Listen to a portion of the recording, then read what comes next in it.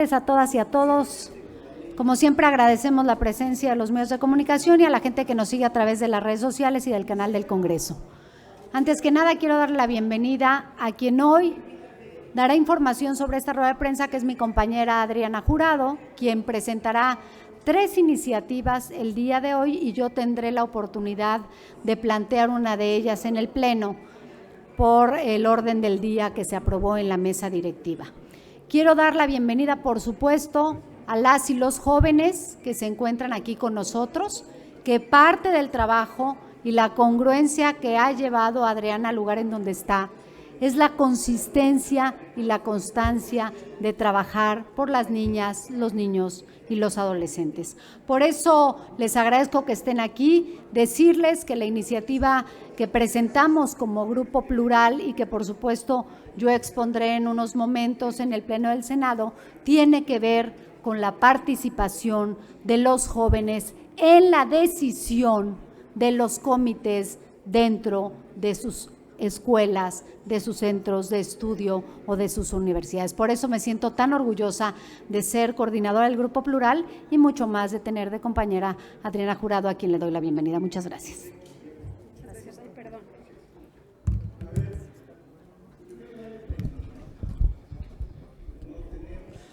Compañeras y compañeros, muchas gracias. Esta es una rueda de prensa donde todas y todos ustedes van a poder ser parte de la historia. Y la verdad yo me siento muy contenta porque si escuchan allá adentro están hablando de política y todos los días se pelean de cosas sin importancia, cuando el tema importante está aquí.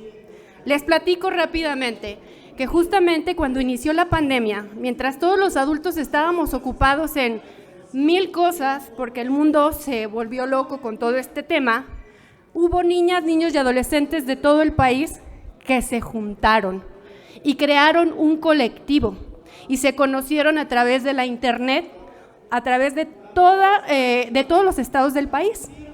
Y este colectivo, que se llama Evaluación Justa y que están aquí justamente el día de hoy acompañándonos, no solamente se organizaron, sino que creen, hicieron historia, porque crearon por primera vez 2 iniciativas de ley, que es la primera vez que en el Senado de la República niñas, niños y adolescentes crean iniciativas de ley, porque de plano los adultos no tenemos ni pies ni cabeza y ellos ya no pueden seguir esperándose. Entonces, la primera iniciativa de ley es un proyecto de decreto por el que se reforman y adicionan diversas disposiciones de la Ley General de Educación en materia de consejos de las y los educandos. En resumen, para que todas las escuelas del país tengan consejos estudiantiles, que pongan por lo menos 2 representantes de cada grado en cada escuela y que ese consejo, compañeros de los medios, pues sea tomado en cuenta. Porque hoy en día las decisiones de educación las toma la autoridad educativa, las toma el sindicato, las toma el magisterio, las toman los padres de familia, y a los únicos que nunca se les pregunta su voz son a ellas y a ellos. Y justamente como ellos lo sufrieron en esta pandemia y como vieron tantas necesidades y áreas de oportunidad con las clases virtuales, dijeron, nos organizamos y aquí estamos. Y no quiero hablar más de esta iniciativa porque lo que quiero es cederle la voz a quienes las diseñaron, porque no fue Adriana Jurado ni el Grupo Plural. Nosotros solamente las presentamos y vamos a hacer su voz, porque la voz de ellas y ellos va a representar las de cerca de 40 millones de niñas, niños y adolescentes del país. Quiero compartirles que se encuentra conmigo justamente Camila Olín Pérez Murcio, quien es justamente la dirigente de este colectivo de niñas, niños y adolescentes, y Dante Molina Gómez, del mismo colectivo. ¿Y qué les parece si mejor ellos nos explican más a detalle sobre esta primera iniciativa? Porque recordemos que son 3. Adelante y bienvenidos.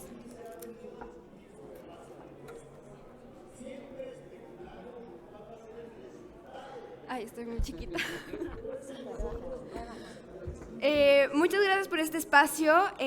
Como ya lo mencionaron, somos el primer colectivo integrado por estudiantes de niñas, adolescentes y jóvenes que presentan iniciativas de reformas constitucionales y a la Ley General de Educación.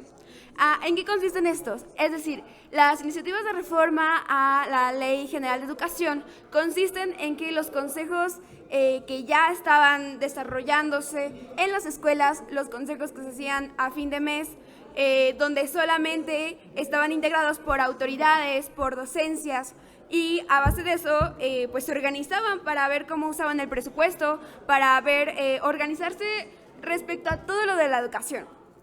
Pero aquí la pregunta, ¿cuándo informaban a la comunidad estudiantil? Más bien, nunca nos preguntaban si estábamos de acuerdo con cómo tomaban las decisiones, qué es lo que tomaban de decisiones. Entonces, esta narrativa es bastante adultocéntrica y nos discrimina, porque es nuestra propia educación, estamos recibiendo un servicio al cual nunca se nos está preguntando sobre el proceso y sobre la toma de decisiones dentro de ese servicio. Entonces, lo que queremos es que nuestra participación sea tomada en cuenta en los consejos estudiantiles que se desarrollan dentro de las escuelas. Y pues esto es fundamental porque la participación durante mucho tiempo ha sido especialmente ignorada en niñez y adolescencia, porque somos menores de edad y porque somos considerados inferiores. Entonces, nuestra propuesta, desde la fundación como tal del colectivo, es que estos diálogos intergeneracionales, es decir, que la toma de decisiones no solo sea exclusivamente de la niñez y adolescencia, sino que sea en conjunto con autoridades y profesionales en el área. Esto es revolucionario porque, créanme, hemos estado hablando en el colectivo entre nosotras y nosotros y la gama de posibilidades que podemos hacer en nuestra propia educación y la incidencia política que podemos realizar. La segunda iniciativa de reforma es constitucional, es hacia la ciudadanía. Lo que no se menciona no existe y ante la Constitución, hasta cumplir los 18 años, antes no somos ciudadanas ni ciudadanos. Entonces no podemos participar en temas que nos competen de forma política. Y eso nos ha ido fracturando muchísimo tiempo, lo hemos vivido como colectivo. Hemos intentado diálogos con la Secretaría de Educación Pública, hemos intentado incidir políticamente y el limitante, la propia Constitución mexicana. Y ante todo esto, reanudo, no queremos votar, no estamos pidiendo las votaciones, estamos pidiendo la ciudadanía. No queremos ser personas adultas ni que nos traten como personas adultas. Somos menores de edad, niñas, adolescentes y jóvenes que queremos la participación y que nuestra voz sea tomada en cuenta. No queremos votar, no queremos ser personas adultas. Vuelvo a repetir, somos niñas, adolescentes y requerimos protección integral. La ciudadanía tiene que estar fundamentada con la protección integral hacia la niñez y adolescencia. Me parece muy importante recalcar esto porque hay mucho miedo respecto a la segunda iniciativa de reforma constitucional sobre la ciudadanía. El hecho de que seamos ciudadanas y ciudadanos no solo nos abre apertura a que podamos participar y que sea tomada en cuenta nuestra voz en entornos políticos y de incidencia política, pero no significa que nos tengan que medir bajo los parámetros adultos. Creo que ya.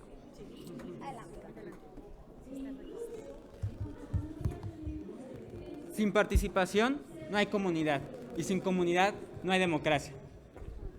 Hace una semana, cuando escribí esta reflexión para mi intervención en la mesa de diálogo que se dio aquí mismo en el Senado, recordaba el proceso democrático en el que estamos, en el que vivimos día con día. Y me topé con que no tiene lógica. ¿Cuántas veces no había problemas dentro de la escuela que podríamos pensar o que nos limitaba el ayudar a nuestras compañeras y compañeros en sus problemáticas diarias? Todos los días teníamos esa incertidumbre de cómo incidir en nuestras escuelas, pero no solamente lo veamos como un tema técnico, también como un tema de comunidad. Esa impotencia de no poder crear una iniciativa en la que yo pueda incidir en mi entorno, el no poder ayudar a mis compañeras y compañeros porque ¿cómo poder hacerlo si las y los adultos nos limitan tanto en las dinámicas que nos competen? Es por eso que esta reforma educativa tiene como eje fundamental el que nosotras y nosotros tengamos el papel rector de nuestras escuelas. Sí, hay que construir una comunidad, pero una comunidad que tenga como centro la educación y los procesos educativos a los que somos parte.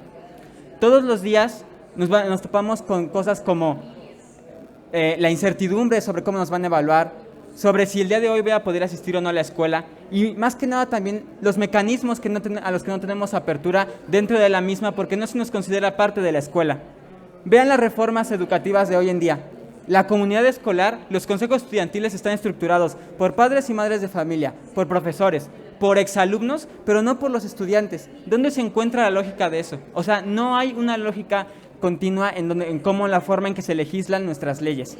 ¿Y por qué? Porque no se nos pregunta a quienes somos parte de las mismas. Hoy estamos aquí para así hacer un cambio, pero realmente para transformar desde raíz las problemáticas que enfrentamos en un entorno tan cotidiano como la escuela. Ese centro donde se convergen tantas problemáticas es el eje de rector que tenemos que considerar para que nuestra comunidad se forme, y sin embargo ha sido olvidado y ha sido despreciado por la comunidad adulta. Hoy pedimos estos dos colectivos, Evaluación Justa e IJUC, Infancia y Juventud Unidas por el Cambio, una nueva metodología, una nueva visión de cómo hacer y referirse a la educación. No solamente estamos trabajando por fuera para crear diálogos intergeneracionales, también estamos trabajando directamente con las escuelas. Ya van en la Ciudad de México 5 escuelas primarias y secundarias que se unen a nuestra iniciativa, sin contar tampoco a la gran cantidad de personas en el gobierno y en el poder que se han pronunciado en favor de nuestras iniciativas, pero no es suficiente. La comunidad estudiantil, la comunidad infantil y de juventudes tienen que adoptar el papel de gente rectora de nuestros propios cambios y de nuestra vida y todas las cuestiones sociales que nos competen. Las y los adultos también pasaron por lo mismo, pero tienen que formar parte del cambio que se necesita y que esperan que nosotros tengamos a futuro. No pueden demandarnos cosas que tal vez en 5 años vamos a padecer si hoy en día se nos está olvidando y si no se nos considera mínimo para preguntarnos cómo vamos a coronar el festival de fin de mes de la escuela. Muchas gracias por su atención. Bueno, pues agradezco mucho a Camila y a Dante su intervención. Entonces, acotando, la primera iniciativa es para crear consejos estudiantiles en todas las escuelas del país para que sí se tome en cuenta a la autoridad, a los sindicatos, a los maestros, pero también a los estudiantes, como para tomar en cuenta su opinión respecto a cualquier reforma que se quiera hacer en el tema educativo. Si alguien sufre el sistema educativo de nuestro país, son las niñas, niños y adolescentes. Segunda iniciativa, y ya nos adelantaba un poco Camila, esta segunda iniciativa es un proyecto de decreto por el que se reforma el artículo 34 de la Constitución Política de los Estados Unidos Mexicanos para otorgar ciudadanía a las niñas, niños y adolescentes desde el momento de su nacimiento, no hasta que cumplan los 18 años de edad.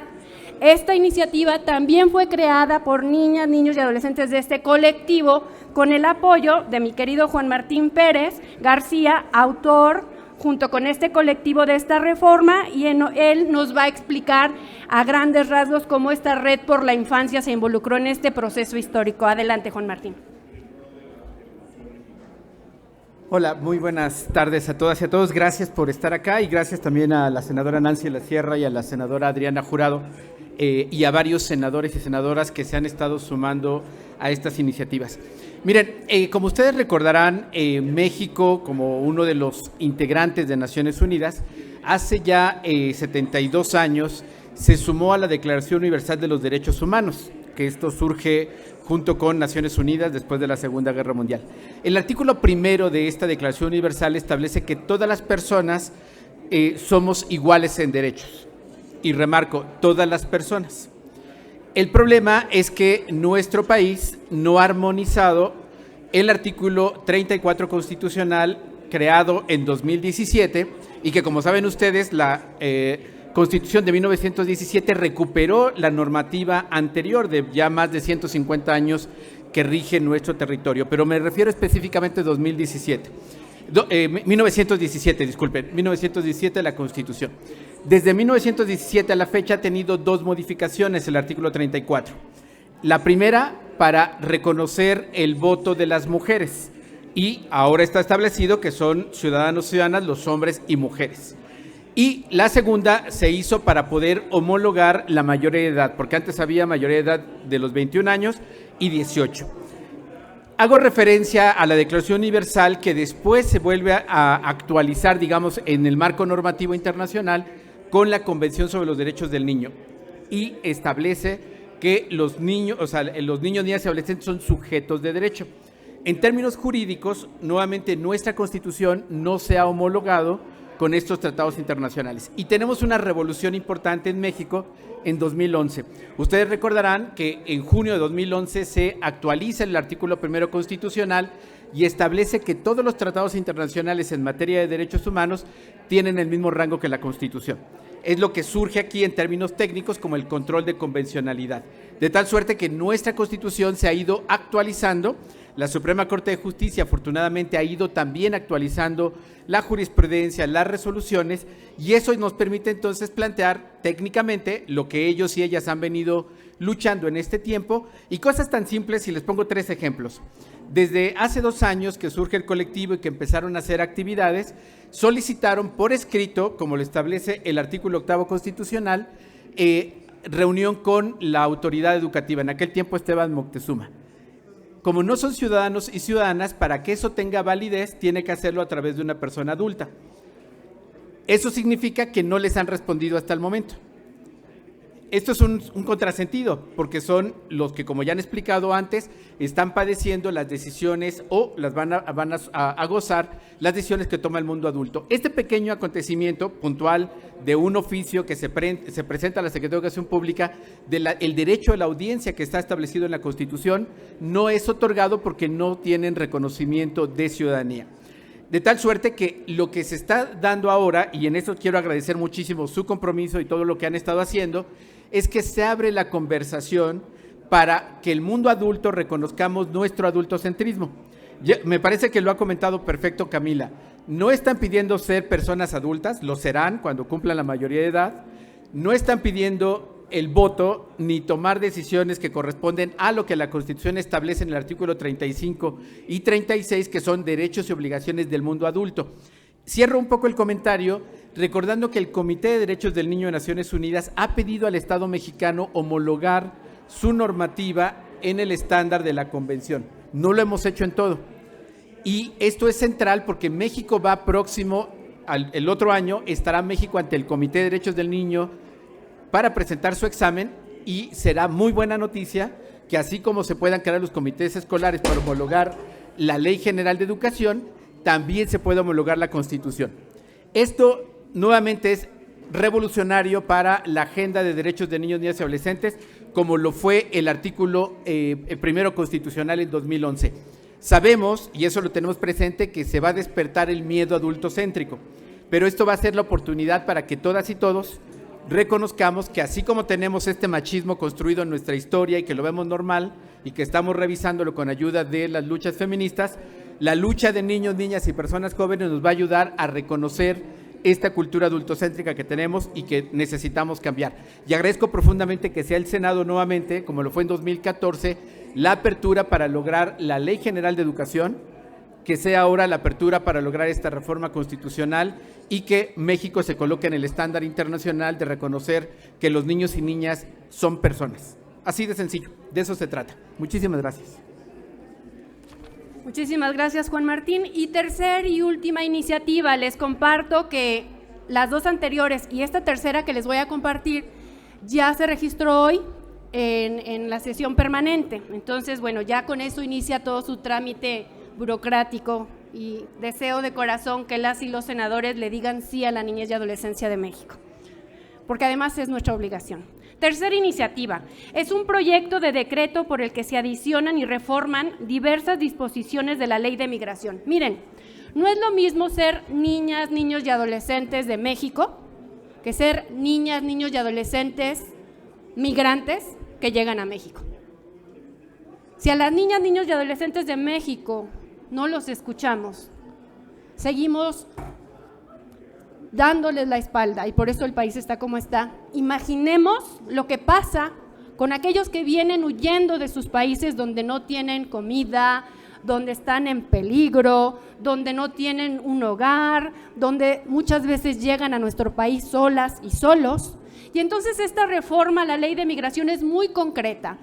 Recientemente se hizo una reforma a la ley de migración donde dice que ahora las niñas, niños y adolescentes migrantes le corresponden a los estados, pero ¿qué creen?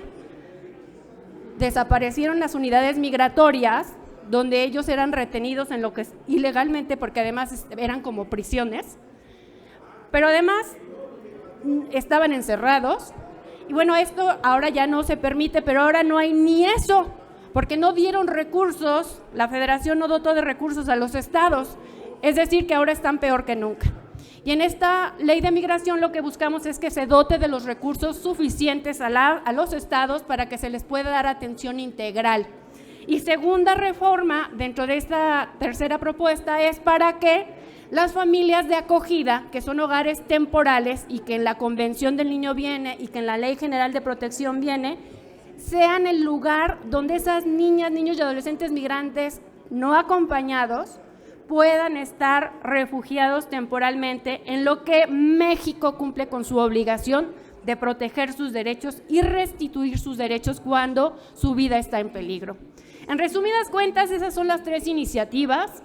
Yo quiero concluir mi participación señalándoles que estas iniciativas presentadas el día de hoy, elaboradas por el colectivo de evaluación justa, por el acompañamiento de la red por la infancia y desde luego del área jurídica y de los senadores del Grupo Plural, no son propiedad de ningún senador y de ninguna senadora, ni de ningún partido político. Son de ellos y de ellas, y estoy segura que difícilmente podrán darle la espalda a estas niñas, niños y adolescentes que hoy nos vienen a decir basta, voltéennos a ver, escúchenos y salvemos al mundo desde la niñez, salvemos al país desde la niñez y la adolescencia. Quiero aprovechar para informarles que mañana a las 6 de la tarde en el Salón de Comisiones, Sótano 1, estaré realizando un informe de actividades. En 3 meses he presentado 16 iniciativas de ley con el acompañamiento de mi querido Grupo Plural. Juan Martín, chicos, les agradezco infinitamente su participación y no quisiera terminar esta rueda de prensa sin agradecer muchísimo a Juan Martín Pérez García, a Camila Olín Pérez Murcio, a Dantes Yosam Molina Gómez, a Diego Sánchez, a Danael López Segura, a Santiago Quirós González, a Brenda Carolina Campos Guido, a Lorena Contreras Vázquez, de Evaluación Justa, y a los integrantes del colectivo IJUC, que también nos acompañan hoy, Naomi Aiko Juárez Filio, Diego Leonardo Chávez García, Diana Laura Enríquez Granados y Lilian Citlali Gallegos Loera, que hoy están aquí presentes, y saludo a todas las que nos siguen desde la red de internet y el canal del Congreso. Adelante. Sí, no, ellos quieren hacer una quieren hacer una última interpretación y con la participación de ellos concluimos, a reserva de que alguno de ustedes tenga alguna pregunta, pero creo que los niños son bien concretos, bien objetivos y bien claros. Adelante. La educación es nuestra única solución. ¿Quién dijo que todo está perdido? Yo vengo a ofrecer mi corazón. Tanta sangre que se llevó el río. Yo vengo a ofrecer mi corazón. Y no será tan fácil, ya sé qué pasa. No será tan simple como pensaba, como abrir el pecho y sacar del alma una cuchillada de amor. Cuando no haya nadie cerca o lejos, yo vengo a ofrecer mi corazón. Cuando los satélites no alcancen, yo vengo a ofrecer mi corazón. Y hablo de países y de esperanza. Hablo por la vida, hablo por la nada. Hablo de cambiar esta y nuestra casa, de cambiarla por cambiar no más. ¿Quién dijo que todo está perdido? Yo vengo a ofrecer mi corazón. ¿Quién dijo que todo está perdido? Yo vengo a ofrecer mi corazón.